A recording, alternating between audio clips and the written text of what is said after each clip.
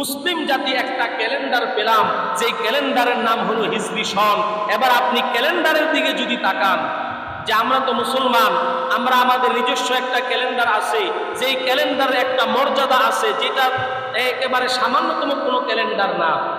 যেমন আপনি যদি ইংরেজির দিকে তাকান, ইংরেজির দিকে তাকাইতে গেলে এই ক্যালেন্ডার ইতিহাস হলো তারা ঈসা নবীকে বানাইছে আল্লাহর পুত্র। বলেন নাউজুবিল্লাহ। ঈসা নবীকে বানাইছে কি? আল্লাহর পুত্র। এবং আল্লাহর পুত্র দুনিয়ার মধ্যে যেই দিন জন্মগ্রহণ করছে, ওই দিন থেকে তারা ঈসাই সন মানে ইংরেজি ক্যালেন্ডার তারা গণনা আরম্ভ করে দিছে। ওই দিন থেকে এই যে জানুয়ারি ফেব্রুয়ারি গণনা শুরু হয়ে গেছে। তো এখন বলেন তো দেখি, ঈসা নবী কি আল্লাহর সন্তান? ঈসা নবীর জন্মদিনকে কেন্দ্র করে কেউ যদি ক্যালেন্ডার বানায়, ওই ক্যালেন্ডারের কোনো দাম আছে? নাই। বলেন না কেন, কোনো দাম আছে? আরে বাস্তবিকভাবে কোনো দাম নাই, যদিও অবাস্তবিকভাবে এখন ইংরেজি হচ্ছে আন্তর্জাতিক। এটাকে আমরা ইংরেজি বানায় নিছি, কিন্তু এটা কিন্তু ইংরেজি না, এটা হচ্ছে খ্রিস্টাব্দ, খ্রিস্টীয় মানে খ্রিস্টানদের ক্যালেন্ডার। কিন্তু ওইটাকে আমরা বানায় নিছি ইংরেজি ক্যালেন্ডার।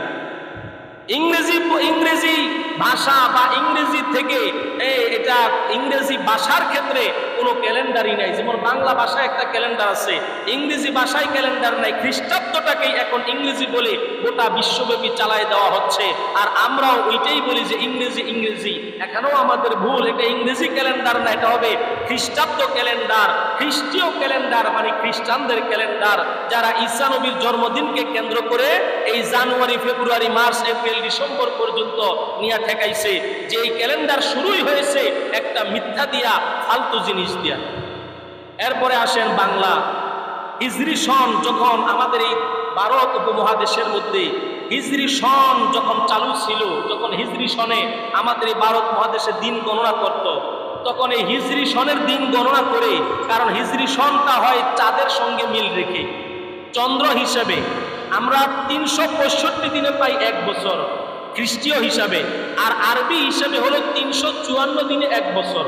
তো এই হিসাব করতে গেলে দেখা যায় বাংলাদেশের মধ্যে, ভারত মহাদেশের মধ্যে, যে আমাদের দেশ চালানোর জন্য আগে যে প্রয়োজন ছিল খাজনা, প্রত্যেকের ফসল থেকে খাজনা, এই খাজনা নেওয়ার জন্য আরবি তারিখটা মিলে না। না মিলার কারণে বাদশাহ আকবরের আমলে তিনি একটা বাংলা সন চালু করলেন।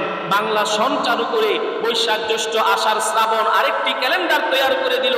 ওই ক্যালেন্ডারটা তৈরি করা হলো একমাত্র বাঙালিদের জন্য, বাংলার কৃষিকাজের জন্য, কৃষিকাজের হিসাব রাখার জন্য।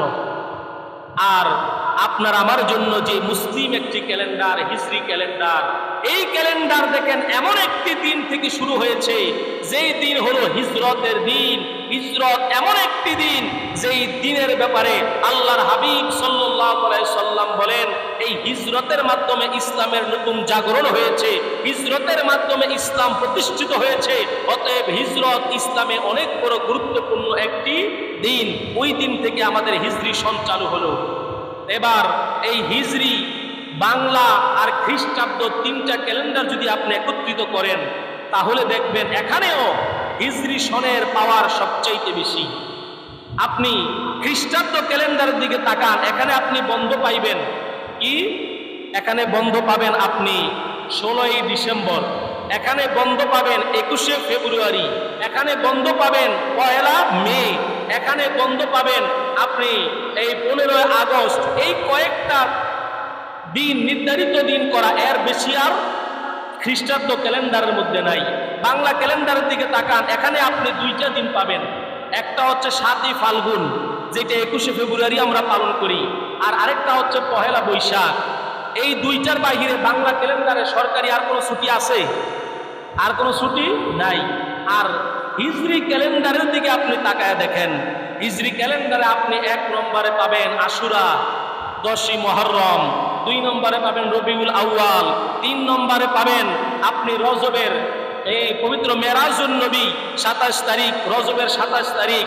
তারপরে আপনি পাবেন শবে বরাত, আপনি পাবেন শবে কদর, আপনি পাবেন ঈদুল ফিতর, আপনি পাবেন ঈদুল আজহা, আপনি পাবেন আখিরি চাহার সুম্বা।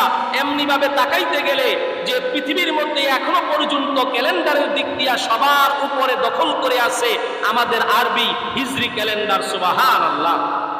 কিন্তু এগুলো আমরা জানি না, এগুলো আমরা জানি না, এগুলো আমাদের খেয়ালই নাই, আমরা এগুলো নিয়ে চিন্তা ভাবনাও করি না। আমরা পড়ে আছি ইংরেজি নিয়ে, যে জীবনটাই কাটাই দিলাম ইংরেজি হিসাব করতে করতে। আমাদের ছেলে মেয়ে থেকে নিয়ে আরম্ভ করে বিয়ে শাদী মৃত্যু আচার অনুষ্ঠান সব কিছুর মধ্যে আমরা ইংরেজিটাকেই প্রাধান্য দেই। কিন্তু আমাদের যে একটা নিজস্ব ক্যালেন্ডার আছে, আরবি ক্যালেন্ডার, ওই দিকে আমরা প্রাধান্য দেই না। আমাদের যে মাতৃভূমি হিসেবে বাংলা একটা ক্যালেন্ডার আছে, ওই দিকেও আমরা তাকাই না। শুধু আমরা পড়ে আসি ইংরেজি খ্রিস্টাব্দ ক্যালেন্ডার নিয়ে, যে ক্যালেন্ডারের ভিত্তি হলো একটা মিথ্যা দিয়া, ভিত্তি হলো একটা ফালতু জিনিস দিয়া। অতএব সম্মানিত হাজিরিন, এই আরবি ক্যালেন্ডারের দিকে আমাদের খেয়াল দিতে হবে, কারণ এটা আমাদের নিজস্ব একটা ক্যালেন্ডার। এরপরে আপনাকে আরেকটি জিনিস অবাক করা তথ্য দেই। আপনি যদি তাকান পৃথিবীর মধ্যে যত ধর্ম আছে, ধার্মিকভাবে ধার্মিকতার দিক দিয়া কোনো ক্যালেন্ডার আপনি পাবেন না। ধার্মিকতার দিক দিয়ে যে ধার্মিকভাবে একটা ক্যালেন্ডার, কিন্তু একমাত্র মুসলিমদের জন্য ধর্মীয়ভাবে একটা ক্যালেন্ডার, যে ক্যালেন্ডারের নাম হলো হিজরি সন। কারণ এই হিজরি সনের চাঁদ দেখেই আমরা রোজা রাখি, হিজরি সনের চাঁদ দেখেই আমরা রোজা ভাঙি, হিজরি সনের চাঁদ দেখে ঈদুল ফিতর পালন করি, হিজরি সনের চাঁদ দেখে ঈদুল আজহা কুরবানি করি। কি বলে ঠিক কিনা? অতএব এই হিজরি সনটা আমাদের জন্য অনেক তাৎপর্যপূর্ণ, অনেক গুরুত্বপূর্ণ। আমরা এই দিকটা খুব ভালোভাবে খেয়াল করব। হিজরি তারিখ, হিজরি সন, হিজরি মাস, এগুলো আমরা খেয়াল করব। আজকে বর্তমানে চলতেছে 1445তম বছর। বলেন আজকে বর্তমানে কততম বছর? 1445তম বছর। আজকে 28 তারিখ, আর 2 দিন পরেই হচ্ছে 28, 29, 30, আর 2 দিন পরেই হচ্ছে হিজরি নববর্ষ, অর্থাৎ আরবি নববর্ষ। আপনি মুসলমান, আমি বলি না যে নববর্ষ আপনি পালন করেন, কারণ নববর্ষ এটা পালন করার জিনিস না। কিন্তু আপনি যে মুসলমান, আপনার মধ্যে যে একটা হিজরি বছর আসলো, এই হিজরি বছর নিয়ে আপনার মধ্যে কি অনুপ্রেরণা আছে, আপনার মধ্যে কি আবেগ আছে, আপনার মধ্যে কি অনুভূতি আছে? কোনো অনুভূতিই নাই। আপনি জানেনই না কোন দিক দিয়ে আরবি বছর আসছে আর চলে গেছে, আপনি বলতেই পারেন না।